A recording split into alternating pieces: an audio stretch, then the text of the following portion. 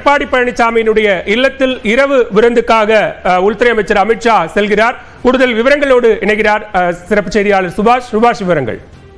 இது ஒரு தேநீர் விருந்து பால. நாம முன்னே சொல்லியிருந்தோம் உங்களுக்கு ஒரு 1.5 மணி நேரத்துக்கு முன்பாக. அதாவது எடப்பாடி பழனிசாமி இங்கே ஐடிசி கிராண்ட் சோலா ஹோட்டலுக்கு வருவதற்கு முன்பாகவே நம்ம அந்த பிரேக்கிங் செய்தி செய்திருந்தோம். பாஜக தலைவர்கள் எடப்பாடி பழனிசாமி வீட்டிற்கு தேநீர் விருதுக்காக செல்கிறார்கள் என்று. அதுதான் இப்போது நடந்திருக்கிறது. அந்த விஷயத்துல நம்ம பார்த்தோம்னா பாஜகவினுடைய முக்கிய தலைவர்களில் ஒருத்தர், மூத்த தலைவர், தேசிய தலைவர்களில் ஒருவரான மத்திய உள்துறை அமைச்சர் அமித்ஷா தற்போது எடப்பாடி பழனிசாமி வீட்டுக்கு சென்று கொண்டிருப்பது மிக முக்கியத்துவம் வாய்ந்ததாக பார்க்கப்படுகிறது. அவருடன் புதிய தலைவராக தேர்வு செய்யப்பட்ட இருக்கக்கூடிய நயினார் நாகேந்திரன், பாஜக மாநில தலைவர் அண்ணாமலை, மத்திய உள்துறை அமைச்சருடன் மத்திய இணையமைச்சர் எல் முருகன் ஆகியோர் எல்லாம் ஒன்றாக செல்கிறார்கள்.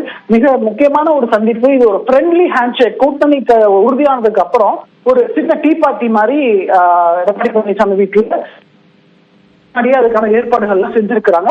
இந்த கூட்டணி வரப்போகுதுன்ற ஒரு சமிக்கை நம்மளுக்கு அப்பவே தெரிந்தது. இன்று காலையும் அது உறுதியாக இருந்த போதிலும் இந்த மாநில தலைவர் நியமனத்தில் சில காலதாமதங்கள் ஏற்பட்டதால் அதன் பின்னராக தற்போது அது உறுதியாகி நயினார் நாகேந்திரன் என்பதையும் அமித்ஷாவே பதிவிட்டிருக்கிறார். ஒரு நாமினேஷன் வந்ததுக்கு அப்புறம் தான் அப்படின்றதுனால அதெல்லாம் பார்க்கும் பொழுது சுபாஷ் தொடர்ந்து இணைப்பில் இருங்க, நம்ம பேசலாம். நம்மோடு தொலைபேசி வாயிலாக இணைந்திருக்கிறார் தமிழக மக்கள் முன்னேற்ற கழக தலைவர் திரு ஜான் பாண்டியன் அவர்கள். சார் வணக்கம். அதிமுக பாஜக கூட்டணி உறுதி செய்யப்பட்டிருக்கிறது.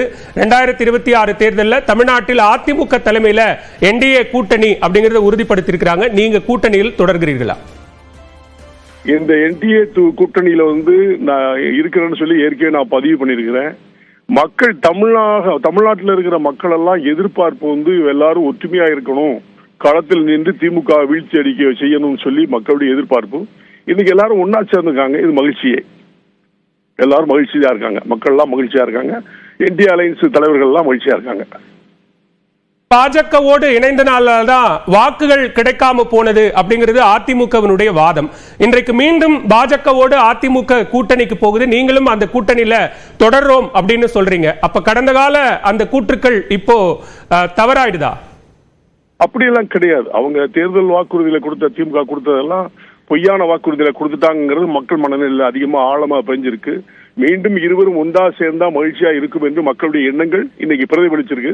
அதனால கூட்டணிகள் எல்லாம் ஒன்றா இணைந்தது நோக்கம் நிச்சயமாக வெற்றி பெறுவார்கள் என்ற எண்ணமே, வேற எதுவும் இல்ல.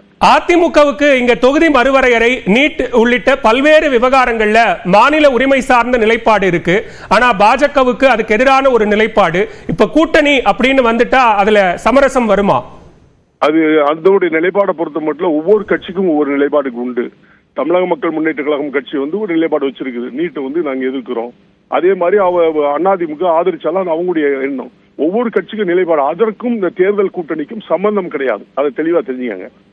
அதிமுகவில் இருந்து விலகிய பல தலைவர்கள், ஓ பன்னீர்செல்வம், டிடிவி தினகரன், சசிகலா உள்ளிட்ட தலைவர்கள் குறித்து கேட்கப்பட்ட போது அதிமுகவினுடைய உட்கட்சி விவகாரங்கள்ல தலையிட மாட்டோம் அப்படின்னு அமித்ஷா சொல்லிட்டாரு. அப்புறம் அவர்கள் இல்லாத கூட்டணியாகத்தான் இது தொடரும் அப்படின்னு புரிஞ்சுக்கணுமா? அது சொல்ல முடியாது. அது தேர்தல் காலகட்டம் தான் பதில் சொல்ல முடியும். இப்ப யாருக்கும் யாரு இருக்காங்க இல்லைன்னு சொல்லி யாருமே ஜட்ஜ் பண்ண முடியாது. நாளைக்கு அவர் இணையலாம் இணைய முடியாது என்பது நிலையை கட்சி எப்போ தேர்தல் டிக்ளேர் பண்ணா அதுக்கு 3 மாசத்துக்கு முன்னால முடிவெடுப்பாங்க. அது இப்போதைக்கு சொல்ல முடியாது இருக்காங்களா இல்லையா. இந்த கூட்டணி இயற்கையாக அமையல, பாஜகவினுடைய அழுத்தத்தின் பேரில் அமைந்திருக்கிறது அப்படின்னு திமுக கூட்டணி கட்சி தலைவர்கள் விமர்சிக்கிறாங்க. அப்படி சொல்லி நீங்க சொன்னீங்கன்னா பாராளுமன்ற தேர்தலே நிர்பந்திருக்க மாட்டாங்க. அப்படிலாம் கிடையவே கிடையாது. அப்படி சொன்னால் தவறு இல்ல. நீங்க பாராளுமன்ற தேர்தலில் கடைசி வரைக்கும் கூட்டணி அமையணுங்கிற ஒரு எதிர்பார்ப்போட பாஜக இருந்தது தானே. அதிமுக தானே அதை ரொம்ப உறுதியாக நின்று தடுத்தார்கள். அது அந்த கால சூழ்நிலை அவங்களுடைய செய்த தவறு. அதை தவறை உணர்ந்து இன்னைக்கு எல்லாரும் ஒன்னா சேர்ந்திருக்காங்க. தப்பு இல்லையே. ஒரு தவறு செய்த மன்னித்து இந்த மாதிரி தவறு செய்த நினைவு இன்னைக்கு எல்லாரும் ஒன்னா சேர்ந்தாதான் சரியா இருக்கும். தமிழ்நாட்டுடைய மக்களுக்கு தொண்டு செய்ய முடியுங்கிற மனநிலை இருக்கும்போது அதை சேருவதனால் தப்பு இல்லையா. அதுக்கு அங்க முடிச்சு போடுறீங்க. அதுக்கு சம்பந்தமே கிடையாது. 2026 தேர்தலில் அதிமுக பாஜக கூட்டணி, அதாவது தேசிய ஜனநாயக கூட்டணினால தமிழ்நாட்டில் வெற்றி பெற முடியாது அப்படிங்கிறதும் கூட்டணி கட்சி தலைவர்களின் சொல்லக்கூடிய கருத்தா இருக்கு. அது எல்லாரும் ஒவ்வொருத்தரும் ஒவ்வொரு மனநிலையில சொல்லுவாங்க. மக்களுடைய மனநிலை என்டிஏ அலையன்ஸ் கண்டிப்பா ஜெயிக்கும், தேசிய ஜனநாயக கூட்டணி கண்டிப்பா வெற்றி பெறுங்கிற காலத்தின் கட்டாயம் அது நிச்சயமா நடக்கும் என்பது நம்பிக்கை. மிக்க நன்றி திரு ஜான் பாண்டியன். இணைப்பில் வந்து உங்களுடைய கருத்துக்களை பகிர்ந்து கொண்டமைக்கு நன்றி. 2026 சட்டமன்ற தேர்தலில் தமிழ்நாட்டில் தேசிய ஜனநாயக கூட்டணி, குறிப்பாக தமிழ்நாட்டில் அதிமுக தலைமையில் அந்த என்டிஏ கூட்டணி என்பது இருக்கும் என்ற கருத்தை மத்திய உள்துறை அமைச்சர் அமித்ஷா தெரிவித்திருந்த நிலையில் அந்த செய்தியாளர் சந்திப்புக்கு பிறகாக தற்போது அதிமுக பொதுச் செயலாளர் எடப்பாடி பழனிசாமியினுடைய இல்லத்திற்கு தேநீர் விருந்துக்காக தற்போது அமித்ஷா அவர்கள் வருகை தந்து கொண்டிருக்கிறார்.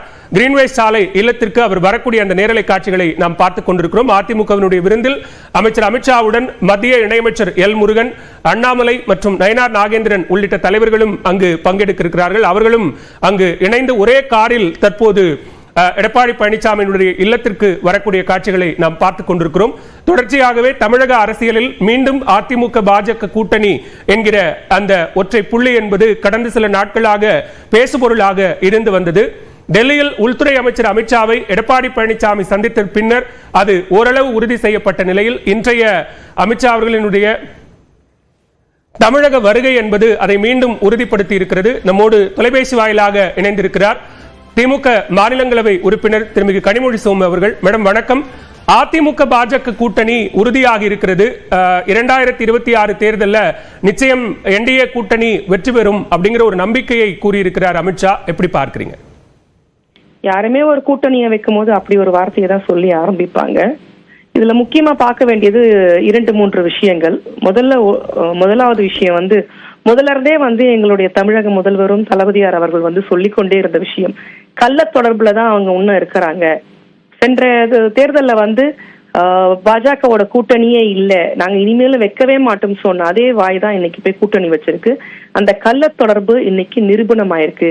அப்ப மக்களை திரும்ப திரும்ப ஏமாத்தணுங்கிற அந்த ஒரு தாற்பயத்துலதான் அதிமுகவும் இருக்குது, பாரதிய ஜனதா கட்சியும் இருக்குதுன்றது எங்க தலைவர் கூறியது போல் இன்றைக்கு நிரூபணமாயிருக்கிறது. ஒன்று. இரண்டாவது, அன்றே போன வாரத்துல சட்டமன்றத்துக்கு அவர்கள்லாம் கருப்பு உடை அணிந்து வந்தப்போவே எங்க தலைவர் சொன்னாரு, நல்ல வேலை நீங்க காவி உடை போட்டுட்டு வரலன்னு. அது இன்னைக்கு ஊர்ஜிதமாயிடுச்சு பாத்தீங்களா? இததான் நாங்க திரும்ப திரும்ப சொல்லி கொண்டிருக்கிறோம்.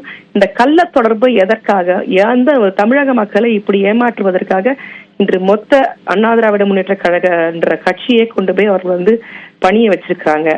இன்னைக்கு இவ்வளவு பேசினாங்க உள்துறை அமைச்சர், அதுல அத அக்னாலேஜ் பண்ற மாதிரி ஒத்த வார்த்தை ஆமா அவர் காமன் மினிமம் ப்ரோக்ராம்ங்கிற ஒரு விஷயத்தையும் இன்னைக்கு உள்துறை அமைச்சர் சொன்னாரு. நீங்க திரும்ப கேட்கலாம், திராவிட முன்னேற்ற கழகம் அதே டைம்ல வாஜ்பாய் காலத்துல நீங்க ஆட்சி காலத்துல இருந்தீங்க அவங்களோட. நாங்க உள்ள போகும்போதே எங்களோட காமன் மினிமம் ப்ரோக்ராம் என்ன என்று கூறிவிட்டு சென்ற தலைவர் தான் முத்தமிழறிஞர் டாக்டர் கலைஞர் அவர்கள். நாங்க இந்த ப்ரோக்ராம்லாம் இருக்கோம், நீங்க இதை மட்டும்தான் பேசணும், இந்த மற்ற விஷயங்கள் எங்களோட மொழி கொள்கையை பேச